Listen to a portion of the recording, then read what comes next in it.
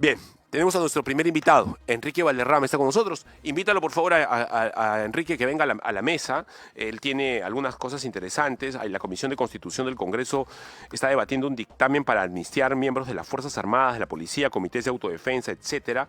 Además de todo el intríngulis que está ocurriendo alrededor de Dina Boluarte, parece que se le viene la vacancia. Hola Enrique, ¿cómo estás? Buenos días, estimado Fabricio, encantado de estar aquí en Betel, como siempre. Un saludo a tu inmensa audiencia. Oye, ha estado Renzo Ibáñez hace un rato en Muy bien, muy buen Contendencias. amigo. Va a venir el doctor Humberto Abanto ¿Mm? y antes estás tú. ¿Qué nos está pasando? Lápara está poniéndose de moda. Bueno, ha sido coincidencia, no ha sido planeado, por supuesto, pero Obviamente. me agrada que sea así, porque No, es gente además, inteligente además. además, lógicamente, el doctor Abanto pues, es un penalista tremendo. Renzo es un politólogo muy inteligente que puede dar una lectura sin duda al panorama político. Yo soy un militante aprista que está buscando la renovación del partido de la Torre. Oye, qué buen tipo. Bueno, Renzo es un tipazo, pero me cae muy bien el doctor Abanto. Sí, claro, claro. Una calidad de persona y además de intelectual bien interesante. El otro día lo vi en un debate con Carlos Rivera, que es abogado de IDL, que evidentemente está en contra de la amnistía a militares y a fuerzas, a policías, a comités de autodefensa, etcétera, virulentamente. ¿Tú qué opinión tienes sobre el asunto? Bueno, yo creo que... ¿Se les debe amnistiar o se debe esperar que el curso del tema jurídico avance y naturalmente ellos salgan de prisión? ¿O dejen los juicios? Bueno, yo creo que hay juicios definitivamente que han durado más de 30 años. Creo que eso ya no es justicia. Creo que si el Estado ha sido incapaz de administrar esa potencial justicia de la que se habla, tuvo 30 años para hacerlo y también están, sin duda, los derechos humanos de aquellos que son encausados. No se puede mantener una situación como esa. Yo entiendo algunas consideraciones que hay que tener en cuenta. El doctor Álvarez Miranda, por ejemplo, ha planteado algunos temas a ese respecto, siéndole una posición lógicamente de derecha, pero podrían haber, sin duda, algunas complicaciones de carácter internacional que hay que saber librar, pero el objetivo para mí sigue siendo el mismo. Yo creo que hay que terminar con esto. Yo aprovecho acá Betel porque además sé que le escuchan bastante. Hemos tenido una muy buena reunión con algunos dirigentes de la región San Martín, a instancias del precandidato al gobierno regional de allá, José Luis Ruiz, con algunos directivos de las rondas de Rioja, con los cuales le he pedido poder reunirme con la directiva nacional de los ronderos, porque creo que históricamente le debemos mucho, sobre todo en la guerra contra las hordas asesinas del terrorismo. Y creo que ahora, sin duda, tenemos que plantear un marco normativo y un apoyo, implementos, etcétera, Sí. para que puedan desarrollar su labor y, lógicamente, respetar su ámbito también de justicia comunitaria donde corresponda. Por lo tanto, el APRA, por lo menos la visión que estoy planteando desde la renovación del partido, también pasa por entendernos con algunos sectores sociales importantes que representan los intereses del pueblo, como las rondas campesinas, por ejemplo. ¿Los intereses del pueblo, como tú los llamas, son intereses de la policía o de militares que consideran persecución contra ellos después de, por ejemplo, la época contra Sendero Luminoso y la lucha que se dio ahí? Por supuesto. Es más, nosotros históricamente hemos llamado a los miembros de la policía y del ejército, evidentemente, de todas las armas, el pueblo uniformado. Por lo tanto, es obvio. Es más, dentro de la agenda social que estamos preparando, hay una agenda particular respecto a la familia policial y militar. Por ejemplo, en el tema de los policías, el estado de situación del estado del hospital de la policía es terrible. Yo creo que eso merece una atención sin duda. La asignación de los recursos, que no hay hoy día. ¿Tú sabes cuánto recibe un soldado de propina más o menos al mes? ¿O recibía, o recibe aún? 260 soles. 250, 260, sí. Ok, muy bien. Hay una iniciativa para que lógicamente pueda pasar por lo menos, y yo planteo que hay que ir de 30.000 a 50.000 soldados aproximadamente. Y evidentemente hay que impulsar que esto pueda tener presupuesto a pesar de que ya aprobaron que se incremente. Pero no hay presupuesto, por lo tanto no se ejecuta. Ese tipo de cosas, por ese tipo de cosas tenemos que pelear. Y evidentemente por que no sean injusticias como las que se están haciendo por 30 años. Creo que eso es algo que hay que rechazar. Tenemos un BTR de Fernando Rospigliosi, congresista de la República, que está impulsando justamente esta llamada amnistía a militares y mayores de 80 años por delitos relacionados al terrorismo. O supuestos delitos, en muchos casos incluso. Adelante. En este contexto, la amnistía se presenta como una herramienta jurídica válida para restaurar el equilibrio quebrado, restituir el derecho al plazo razonable y poner fin a una persecución penal que ha dejado de ser compatible con la justicia. Lo ha señalado también el Tribunal Europeo de Derechos Humanos en casos similares. Cuando el Estado no garantiza un proceso dentro de un tiempo razonable, la reparación no solo puede ser judicial, como el habeas corpus, sino también legislativa a través de mecanismos que restablezcan la seguridad jurídica de los ciudadanos. Por tanto, la presente propuesta es una respuesta proporcional, constitucional y legítima a una grave omisión estructural del Estado. No se trata de un perdón indiscriminado, sino de cerrar procesos que ya no pueden ni deben seguir abiertos porque el propio sistema judicial ha vulnerado los derechos de quienes debieron ser juzgados con celeridad y respeto a la legalidad. ¿Qué opinas de eso? Como te digo, creo que el objetivo es el mismo, creo que el argumento de fondo está. Lo que tenemos que ver es, lógicamente, las implicancias en materia internacional sobre este tipo de temas y la forma como podemos llegar a la misma solución, que algunos pueden debatir, que es a través de esta amnistía, y algunos otros pueden debatir, sin duda, otro tipo de propuestas. Es más difícil incluso. Me parece que el doctor Álvarez Miranda ha planteado que por el tema internacional... Ernesto Álvarez, sí, expresidente claro, del TC. por supuesto. Ha planteado que va a ser un tanto compleja que esta ley termine prosperando. ¿Por qué? Porque podría ser declarada inconstitucional o podría de alguna u otra manera verse limitada en su acción. Lo que él plantea me parece que es una suerte de conmutaciones y de amnistías individuales o algo parecido. O sea, hay dos puntos en contra. A ver, hay dos figuras, Enrique, que a mí me causan sorpresa, no sé si controversia, y me quedo casi sin respuestas. Por un lado, la imagen de un Nicolás de Bari y Hermosa Ríos en silla de ruedas sin entender la realidad. A ver, el hombre ya tiene un problema evidentemente de alta edad y de mental, no se da cuenta de lo que está pasando y tiene que soportar prácticamente una vejación, ir a un juicio que nunca se acaba, asistir a las audiencias hasta el fin de sus días.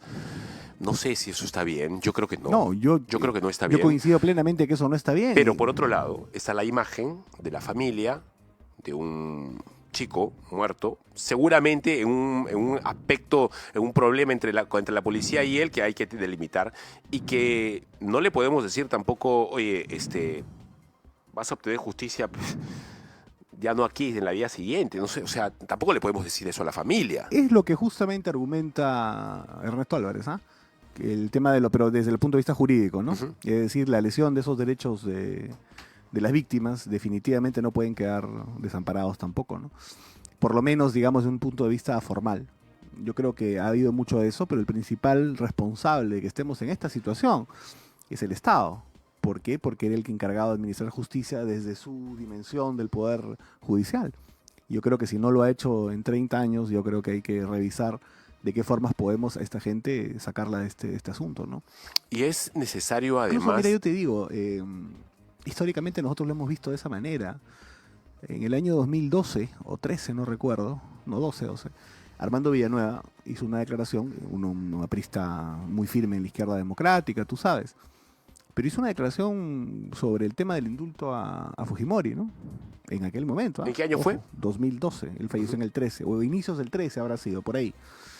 Porque la idea era que no se cometa el mismo error que se cometió con otro dictador, con Leguía, que tuvo un final, digamos, bastante innoble para el Estado, en realidad. Trágico, ¿no? Para él, además. Obviamente. Particularmente. Para se murió en la cárcel, se murió con una enfermedad horrible. De acuerdo. Terminó en los despojos de Leguía, ¿no? Absolutamente. Y él planteaba que eso no se debe permitir, por más adversario, enemigo y dictador que haya sido. La democracia tiene definitivamente que darle lecciones incluso a aquellos que quieren o han querido destruirla, sin ser boba, lógicamente. Y yo creo que aquí es una situación parecida, ¿no? Bien, bueno, y es algo que se tiene que definir. Creo que como país nos haría bien tratar con la humanidad que se tiene que tratar a la gente, pero también con un mínimo de justicia. El doctor Humberto Abanto, que va a estar en instantes con nosotros en el debate que tuvo hace algunos días sobre este tema con Carlos Rivera, le dio un ejemplo muy saltante y quiero tu opinión. Él recordó el caso de una ex miembro del partido nazi, una de las mujeres que en estos guetos y en estos campos de concentración un poco administraban o decidían quién moría primero y quién segundo. La persiguieron hasta los 80 y tantos años, cuando la apresaron cuando la encontraron, a la señora sí le dieron una condena, pero le dieron, creo que fueron 2 años de prisión suspendida por la cantidad de edad que tenía. No le ibas a poner una condena de 30 años como la que ha pasado acá. Hay militares que tienen 80 años y le pones 30 años, ya, imagínate, mejor pues, amárrale una cuerda o una cadena al pie y mándalo a una mazmorra por vida, ¿no? Sí, yo creo que evidentemente se tiene que juzgar también los contextos y el plazo que se han tardado, las circunstancias de cada persona. No es lo mismo juzgar a alguien de 35 años que a alguien de 90, ¿no? Creo que eso está bastante claro. Es más, acuérdate que acá hay una norma, una ley también respecto al tema de la prisión. Sobre determinada edad ya eso no se aplica, ¿no? Acaba de llegar el gabinete Arana, me dicen al Congreso, en completo. Están jugándose la vida, me imagino. Hoy día van a debatir el voto de confianza en medio de solamente 62 parlamentarios que han marcado la asistencia, Quique. ¿Qué crees tú que va a pasar ahora? Le van a dar el voto de confianza, lógicamente, sin ¿Con 62? no tengas ninguna duda. Se ha visto votos de confianza con ese quórum más o menos. Yo creo, sinceramente, que el gabinete Arana no merece el voto de confianza. Creo que el Congreso no debería dar el voto de confianza, aunque es altamente probable, casi seguro que se lo vaya a dar. ¿Por qué? Porque tiene unos cambios que me parecen realmente peligrosos. Nadie puede negar que el asunto del aeropuerto internacional Jorge Chávez se ha manejado de una manera terriblemente mal, desorganizada. Te lo digo, incluso he tenido un par de vuelos ahí. No he vivido las penurias que cuentan otros peruanos, pero sí algunas incomodidades. Esa responsabilidad es fundamental del señor Pérez Reyes. Ojo, que ahora es nada más y nada menos que ministro de Economía y Finanzas. Sí, claro. Ojo. El señor Eduardo Arana, ya que estamos hablando justamente del esquema penitenciario, etcétera, no ha sido capaz en toda su administración de construir un solo penal en el Perú, teniendo evidentemente la prioridad de hacerlo con el de Ica. Y ahora es premiado y lo ponen de PCM. Una cartera tremendamente importante, fundamental, económicamente vital, como el MTC, se lo dan a un tipo que su único mérito es arengar a César Acuña. Creo que estamos llegando a un nivel de degradación que este Parlamento, sinceramente, no está respondiendo como debería. Te cuento que el premier Arana acaba de decir en el Congreso que su principal lucha, la principal lucha del gobierno, de su cartera, es y va a ser la lucha contra la inseguridad ciudadana. Tenemos el BTR, escuchémoslo calientito, acaba de ocurrir, adelante. Quiero anunciar ante la representación nacional, señor presidente, que el primer desafío de nuestra gestión es y será garantizar el orden en las calles y territorios donde el crimen pretenda imperar. El gabinete que presido declara con determinación y sin ambigüedades una lucha frontal contra la delincuencia y la criminalidad. El segundo desafío de nuestra gestión, como ya he adelantado. Ya, pero tiene que hacerlo, no solamente palabras, ¿no? Ellos tienen bastante tiempo como para haber acabado, o por lo menos Fabricio, buenamente avanzado. No ha construido un penal. Y dice que ahora va a combatir la inseguridad ciudadana. No. Yo creo que el gabinete Arana no debería tener voto de confianza. Y entiendo que hay una resolución del TC en donde se piden la construcción, se obliga incluso la Se obliga, la construcción sí, por de el varios tema. penales. ¿Qué pasa? Que en el Perú existen aproximadamente 50.000 reos, más o menos 47.000, por ahí. Ubicaciones, espacios. Hay capacidad en el Perú para aproximadamente 47.000 reos. Hoy día me parece que estamos en los 105.000, 110.000 por ahí. Es decir, más que del doble, ¿no? Y aún faltan los que deberían estar y no están. Y lógicamente tiene que haber una política, sin duda, de construcción de penales. Lo que pasa con el tema del tribunal es que lo ha extendido el plazo que había puesto a 5 años más. Con lo cual, si más o menos se estima que algunos buenos miles de reos incrementan por año, en 5 años vamos a tener 20.000 o 30.000 más aproximadamente. Y yo no sé si la velocidad con ministros como Arana para construir penales vaya a la par con la necesidad que se tiene. Por eso lo que estamos proponiendo nosotros es la construcción de 12 a 24 megapenales en el país, que en esta primera etapa tengan administración privada, mientras hacemos una reforma profunda del INPE, que lógicamente está en buena medida marcado por la corrupción. Si no, no te explican las llamadas extorsivas, los presos que finalmente fugan, etc. Pero no se puede hablar de estas reformas con un ministro de Justicia como Arana, y hoy día va a pedir el voto de confianza para ser premier. Ya, ¿y en qué medida, por ejemplo, la carta del médico cirujano Mario Cavani ayer llamándola mentirosa a la presidenta y diciéndole, oye, usted ha venido acá para hacerse una cirugía estética, nada de un problema de salud, del cornete, que no respirabas bien, etcétera. No. Y esto seguramente va a tener alguna implicancia a la hora del voto, o crees que no? ¿O crees que la cosa ya está conversada? Yo creo que si no ha habido una reacción de parte de Fuerza Popular de Keiko Fujimori, menos de APP de Acuña, lógicamente, ¿no? Y las demás bancadas tampoco las veo en la lógica de una fiscalización Pero fuerte. van a pedir la vacancia. Juan Burgos ya la está impulsando. Pero es un parlamentario. Que yo no creo que ni siquiera... Bueno, los socialistas, la bancada socialista, Perú Libre, van a estar encantados de firmar eso. Vamos a ver, ¿por qué partes? Porque recuerda que la ex bancada de Perú Libre era de 37. Se ha dividido Ahora en 5 son partes. 11 creo que son. Algunas, ahora son 11. Alguna de esas partes o la mayoría, en efecto, va a estar en la posición que tú dices. No sé si, por ejemplo, el bloque magisterial que tiene devaneos gobiernistas vaya a estar en esa posición. Yo dudo mucho y dificulto que el asunto de la vacancia, salvo que haya un tema muy, muy, muy duro, que sea pues un audio, un video o algo parecido, donde, por ejemplo, se establezca que la presidenta sí ofreció directamente puestos públicos a cambio, por ejemplo, de su cirugía, eso cambiaría la figura. Es decir, si el pago era con puestos públicos, eso agravaría la situación y nos dirigiría a un debate orientado, sin duda, hacia la vacancia. Y yo diría, en ese caso, que habría que vacarla.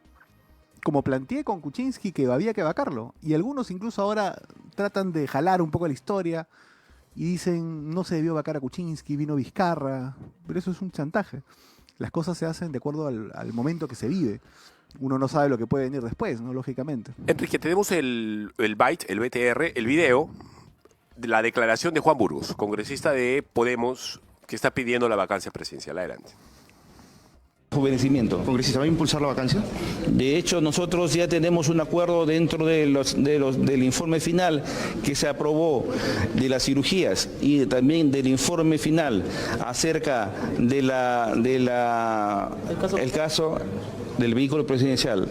El cofre, dentro de las recomendaciones es que la comisión, o en todo caso un miembro del Congreso, tiene todo el deber de presentar la vacancia por incapacidad moral permanente. ¿Su bancada lo apoya?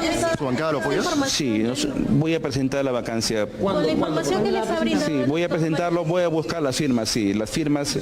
Primero, el apoyo de Podemos. Es importante porque sin el apoyo de la bancada a la que igual yo pertenezco, creo que estaríamos solicitándole pues en vano, ¿no? Nosotros creo que lo importante es que se logren las firmas que se necesita para poder ingresar. La redacción de la moción. La redacción ya está, ya la tengo preparada. El argumento de una causa que es grave. Sí, claro, con este informe realmente de intimidación que está realizando al personal médico, intimidación al cirujano que la operó y sobre todo valiéndose de obstrucción a la justicia, obstrucción a la verdad, habiendo sustraído un documento como si fuera, bueno, de la baja catadura moral, no quiero decir otra cosa, es un robo. Entonces estás hablando de una persona que realmente, que las arcas del Estado, ¿qué estará haciendo? No lo sabemos. ¿Qué va a seguir este?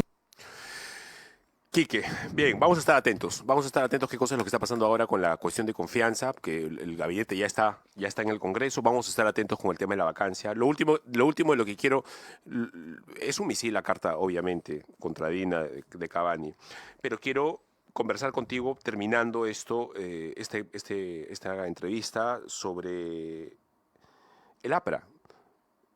¿Ha habido una pelea dentro del APRA, entiendo? ¿Ha habido un problema entre ustedes? ¿Se han partido en varios pedazos? No. ¿Los viejos no quieren a los jóvenes? No. ¿Te ven a ti como un peligro? No, yo creo que el partido del APRA necesita gestos contundentes de renovación y sin duda parte de ese gesto que podría ser sin duda la articulación y la participación de la corriente de la renovación en una plancha presidencial, sin ninguna duda. Eso es una posibilidad. ¿Te ves a ti postulando a la presidencia? Es una posibilidad que no puedo descartar. Perdóname, sin duda. discúlpame la pregunta. ¿Tú qué edad tienes, Enrique? 37. un año más de cuando Alan fue presidente. Un par más. Y se le dijo que Alan, uno de los errores que Alan cometió es postularse tan joven y tan soñador, ¿no? Tan inexperto, si tú lo quieres. El que lidera es un vocero, fundamentalmente. Es un partido, a diferencia del 85, que no había estado en el poder. Este es un partido que ha estado 2 veces en el poder. Y lógicamente ahí siempre hay una fórmula intergeneracional. Pero yo creo que no hay que descartar ninguna posibilidad. Y yo, a tu respuesta, yo estoy absolutamente comprometido en este momento a impulsar la unidad dentro del partido, una unidad intergeneracional que respete sin duda las expresiones de la trayectoria, de la experiencia y también de la renovación, de las expresiones limeñas del aprismo, como los que tú, por ejemplo, has mencionado y que has entrevistado, y también las expresiones regionales del aprismo, que hay muy buenos liderazgos ahí también. Creo que todos juntos vamos a hacer un gran papel en el año 2026, sea quien sea que encabece la fórmula presidencial, que seguramente se dirimirá a través del mecanismo de un militante, un voto, ¿no? Termino con esto y quiero tu opinión. Dices todos juntos. Alan era un hombre que tenía defectos, incluso bastante molestosos para algunos seguramente, pero tenía virtudes. Y una de sus mejores virtudes que yo le reconozco a Alan García es que tuvo en algún momento yo voy a llamarlo sabiduría, no sé cómo lo llamarían otras personas, para congregar en torno a sí a gente que no era del partido y que no necesariamente pensaba como él, incluso que pensaba en las antípodas que estaba en las antípodas de su pensamiento. Y tuvo esa sabiduría para poner por delante los intereses del país, que los personales, que incluso los partidarios.